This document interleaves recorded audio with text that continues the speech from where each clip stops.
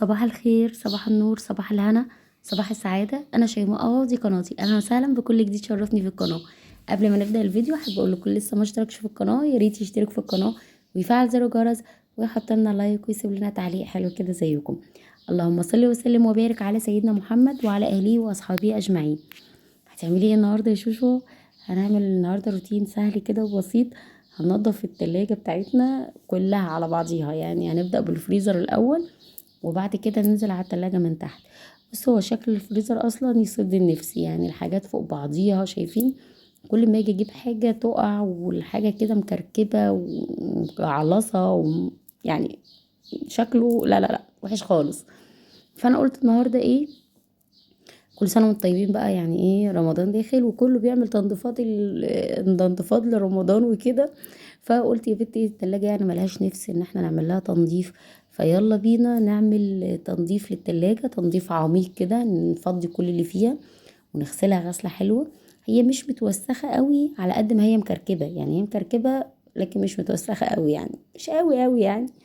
بس هي والله يعني كده بالفوطة كده او بالسبونج كده، يعني ايه كده هو دعكتين يعني هتلاقيها زي الفل. حطي لي لايك بس واشتركي في القناة ويلا بينا نشوف هنعمل ايه. اول حاجة زي ما انت شايفة كده انا فضيت كل اللي في الفريزر، طلعته بره، وكنت بسارع الوقت كده بسرعة بسرعة ان انا اغسل الفريزر بسرعة، وكمان يعني انشفه بسرعة على اساس ان الحاجة ما تفكش مني، لان طبعا مفرزة حاجات، وفي حاجات كده لو طلعت من التلاجة فترة طويلة من الفريزر فترة طويلة بتبوظ. فهنا مسكت كده ايه الليفه بتاعت المواعين، ودعكت بيها ايه كويس جدا الفريزر. كان طبعا متعص ارضيته، دعكتها كويس قوي. وبعد كده بميه بقى بصابون مسحت كده الفريزر كل الفريزر، وبعد كده بميه طبعا تانية ميه نظيفة مسحته تاني ونشفته بقى زي الفل. مسكت طبعا الرف بتاعه غسلته وحطيته، وجيت هنا بقى عشان ارص الحاجات. بصي بقى يا ستي، انا كنت عايزه ارص اللي هو الايه الفاكهه، يعني العصير، حاجات العصير مثلا انا مفرزاها، والحاجات بتاعه الحلويات في مكان لوحدها، واحط اللحوم وتفريزات بقى الطماطم والبسل واللي هي الحاجات الخضروات يعني في الرف لوحده. فانا عملت ايه، الرف اللي في النص كده حطيت الرف في النص، وحاولت ان انا احط كل الحاجات تحت اللي هي إيه لها علاقة بالحلويات، يعني الكنافة، الجلاش، العصاير، إذا كان جوافة، فراولة، إيه اسمها ايه، مانجا. الحاجات دي كلها، كل ما يخص يعني الحلويات او الحاجات المسكرة او الفواكه وكده حطيته تحت في الرف اللي تحت زي ما انتم شايفين كده. وحاولت ارص، هو الفريزر صغير بس انا عن نفسي يعني ما عنديش فريزر ديك فريزر اللي هو الكبير ده الادراج او العادي يعني، فما عنديش الا فريزر التلاجة. فبحاول بقدر الامكان ان انا افرز حاجاتي في فريزر التلاجة. صحيح ما بفرزش حاجات كتير، بس بعمل على قد يعني على قد امكانيات الفريزر، وفي نفس الوقت حاجات تقضيني فترة كويسة يعني. جبت هنا بقى طبعا كل الفواكه حطيتها تحت. الكنافة دي كنت شاريها لسه هنعملها مع بعض ونجربها، وجلاش والحاجات دي حطيتها. وانا كان عندي مشكلة بقى لما كنت بفرز الحاجات ديت، ما عملتش حساب ان انا يعني ايه، مش عارفة جايز عشان كنت ساعتها مستعجلة، او كان اصلا الفريزر متبهدل ساعتها وانا ما كانش عندي وقت يعني ان انا اسويه كويس. فكانت الحاجات كلها في الاكياس مكلكعه كده. فحاولت بقدر الامكان ان انا افرد الحاجه في الاكياس، اعملها مبططه كده وافردها على اساس انها ما تاخدش مني مساحه كتيره. والحاجات اللي ما كانش ينفع ان انا افكها او ابططها سبتها، وقلت كده كده انا هستخدمها، يعني شهر رمضان جاي كل سنه وانتم طيبين خلاص بقى على الابواب، فكده كده هستخدمها يعني الفتره اللي جايه، وان شاء الله ابقى اجيب واحط تاني مكانها. فحطيت فوق كده اللحوم مع بعضها، الحاجات بتاعت مثلا المحشي في جنب، الصلصة في جنب، تمام. زي ما انتم شايفين كده الحاجات اللي هي البسله والقاس واللوبيا والفاصوليا والحاجات دي حطيتها بططتها كده وحطيتها فوق بعضيها زي ما انتم شايفين كده. العلبه دي فيها قشطه وفي كيسين كده لبن، في منهم كيس لبن رايب هعجن بيه هطلعه يعني بكره ولا حاجه ان شاء الله، بس لما فوق كده اعجن بيه. والكيس التاني برضو فيه لبن اللي هو البقري، حاول اعمل بيه حاجه حلوه رمضان جاي يعني، كل سنه وانتم طيبين، فاكيد هستخدمه. ورصيت الحاجه كده، وطبعا العلب بتاعه القشطه حطيتها قدام عشان لو هستخدم منها حاجه. وخلاص الحمد لله الفريزر اترص، يعني ده احسن رصة بالنسبة لي. والرصة اللي سابت لي مساحة شوية، لو مثلا عملت طعمية، عايزة اعمل طعمية، عايزة افرز كمان، عايزة اعمل فول مدمس، عايزة اجيب كمان فراولة وحاجات للعصير يعني. فان شاء الله باذن الله ده يعني ايه، ان شاء الله باذن الله هيبقى في مكان ان انا احط الحاجات ديت. وطبعا هنعمل كنافه، هنعمل جلاش، فهنبدا طبعا ناخد يعني من الفريزر حاجات كتير، هيبقى في مكان ان شاء الله ان احنا لو انا عملت مثلا الطعميه زي ما قلت لكم او الفول، او مثلا جبت بتاع ده قولوا معايا فراوله او حاجات من دي، اقدر افرزها واقدر الاقي لها مكان يعني. تعالوا بقى ننزل على التلاجة من تحت بقى. طبعا التلاجة برضو من تحت كانت متبهدلة قوي، هي مش متبهدلة، هي مش نظيفة، هي نظيفة لكن متبهدلة، الحاجة مش مرصوصة حلو، فتحس ان هي ما فيهاش مكان، فاضية وفي نفس الوقت ما فيهاش مكان. يعني انا لما فضيتها دلوقتي وهغسلها امسحها كده بخلقة برضو مبلولة مية كده وصابون، وبعد كده نغسلها بخلقة تانية مبلولة مية نظيفة، نمسحها نطوقها بيها. هي زي ما انتم شايفين هي من جوه مش متعاصة، مش متبهدلة يعني، مش نظيفة يعني، لا هي نظيفة الحمد لله. بس هي كل مشكلتها ان كانت بالنسبة لي انا كانت اللهم صل عليك يا نبي مش مرصوصة كويس. ففضيت طبعا كل اللي فيها، كل حاجة طلعتها ومسكتها كده ايه، مسحتها مسحة نظيفة.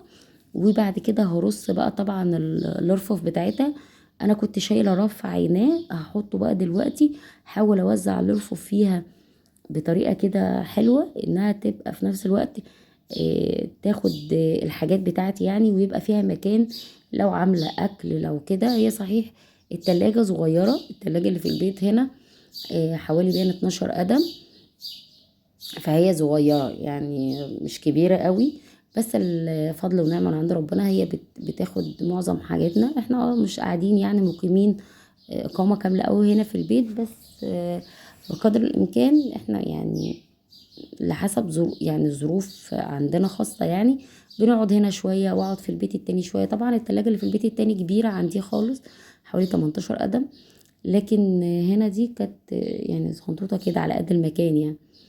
فحاول كده اغسلها وانضفها واعين فيها الحاجات اللي ايه يعني ارص فيها الحاجات بطريقه كويسه، على اساس لو عملنا غدا عملنا اكل ولا كده واتبقى فيها يتبقى اكل يعني، صحيح ما تعرفيش تعيني فيها حلل ولا حاجه، بس تقدري تحطي فيها مثلا بواقي الاكل في علب تلاجة وتعينيها حاجات من هذا القبيل يعني. فاللهم صل عليك يا النبي، عليه افضل الصلاه والسلام. عليك يا حبيبي يا رسول الله، صلى على النبي كتير كتير كتير كتير. وكمان حطي لي لايك واشتركي في القناه يا عسوله. هبدا بقى هنا ارص الرفوف بتاعتها. انا طبعا خدت الرفوف كلها غسلتها على الحوض غسله معتبره كده وطوقتها، وهبدا بقى ارص الرفوف بتاعت التلاجة كلها. مش هلغي رف، انا كنت لاغي رف على اساس ان الرف اللي انتوا شايفينه ده يبقى المساحه كبيره، لو عايزه احط حله مثلا حاشيه مثلا بالليل وهولع عليها الصبح فاحط الحله كده يعني. لكن قلت لا انا هحط الارفف بتاعتها، مش مهم المساحه تبقى كبيره قوي، ولو يعني حبيت احط حله فيها حاجه او كده ابقى اشيل رف ساعتها او ابقى اتصرف يعني. هنا بقى ايه طلعت كل اللي زي ما قلت لكم في التلاجة، وبدأت امسح الحاجة واحط الحاجات الاساسية اللي انا محتاجاها فيها. وفي حاجات طبعا خلاص الصلاحية بتاعتها كانت يعني خلاص كل سنة وانتم طيبين فيها، الصلاحية بتاعته باظت خلاص اترمى. البرطمان ده محيرني مش لاقيه له مكان، فانا هحطه في الدرج بتاع التلاجة من تحت البرطمان ده فيه اللي هو اللهم صل عليك يا نبي، اللي هو القمح بتاع البليله. فهحطه في درج التلاجة من تحت مع الخضار والحاجه في جنب كده لوحده، على اساس ان هو طويل ومش واخد مش راضي يتحط في الرف فيها. هبدأ بقى هنا خلاص انا رصيت يعتبر التلاجة من جوه. هبدأ هنا افضي بقى الباب، احوش كل الحاجات اللي كانت فيه، وابدأ ان انا ارصه من اول وجديد تاني بطريقة كده حلوة، ان ايه، ياخد الحاجات اللي انا بحطها فيه. طبعا انتوا عارفين باب التلاجة بيبقى احتواء، يعني حاجاته فيها كتير. طبعا البيض بتحطي فيها علب، حاجات بتحطي فيها الازازة بتاعة اللبن، ازازة الشربات، مثلا بتحطي فيها الادوية كده يعني. فزي ما انتوا شايفين كده انا رصيت التلاجة والله نضفت وبقت زي الفل، وترصت رصة حلوة. حطيت طبعا رف كده فيه الازايز بتاعة الصوص واللبن والحاجات ديت، والرف التاني حطيت فيه برطمانات حلويات وكده، والرف طبعا للبيض، والرف التاني فيه برضو ايه، علب بقى الفانيليا، لا معرفش، علب الالوان بتاعة الطعام، حاجات كده يعني، بيكنج باودر، كريم كراميل، الحاجات دي. خلاص خلصنا التلاجة والحمد لله بقى شكلها حلو قوي. بصراحة انا فرحانة جدا ان انا عملتها. حسيت كده ان انا داخلة على رمضان، يعني التلاجة هتعايد معانا. فجيت هنا بقى ايه، كنت بصراحة جوعت قوي، فقلت اعمل حاجة للاكل. هعمل ايه، انا جعانة ومش عارفة اعمل ايه. فقلت يا بنتي ايه، اعملي لك طبق مسقعة كده، بس ايه، حاجة كده فاخر من الاخر. حاجة اللهم بارك، حلوة قوي قوي قوي قوي، طعمها كان جبار. جبت فص ثوم مع معلقة زيت زيتون كده شوحته، مع بصلة خضرة كده كنت لاقيها في التلاجة، فقلت خسارة تترمى، قطعتها عليها، مع حتة فلفلاية ألوان، مع فلفل أخضر كمان. وطبعا كان عندنا برنجان، خدت برنجانية حلوة كده، مش كبيرة قوي ومش صغيرة قوي، وسط كده، قطعتها مكعبات، مع نص بطاطاية كده برضو مكعبات، وقليتهم على السريع. يا دوبك بس ايه، شموا النار كده، البطاطس شمت النار كده اتقلت، يعني لونت كده اصفرت، والبرنجان هو اللي ايه، اتحمر مني شوية، بس كان حلو زي الفل. كان معايا طماطمتين كده كانوا قربوا يبوظوا في التلاجة، فحطيتهم، ضربتهم طبعا في بالهاند بلندر على طول كده، وجيت صفيتهم على التومة والبصلة والفلفلة، وقلت يتسبكوا كده. بهرت طبعا بشوية كمون، شوية كان عندي ظرف كده من اللي هو البهارات بتاعة اللحمة حطيته، شوية ملح، معلقة سكر صغيرة، شوية كزبرة، بهارات كده مشكلة.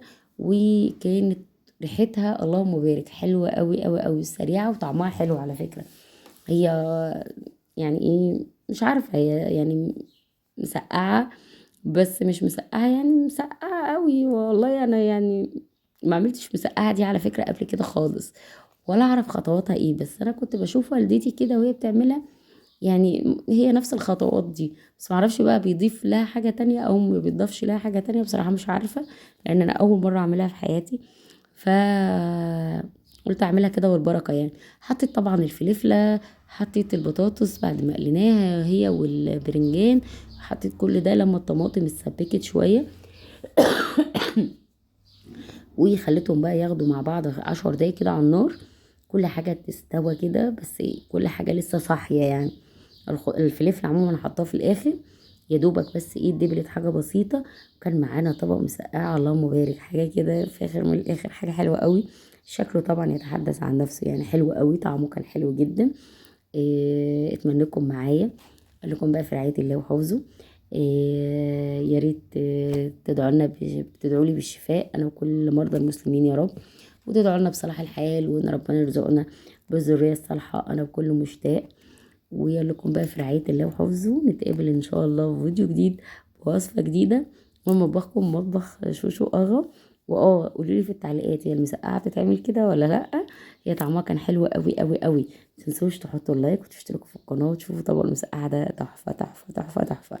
يلا اقول لكم بقى مع السلامه، باي باي، في رعايه الله. حطوا اللايك واشتركوا في القناه، اوعى تنسوا، باي باي.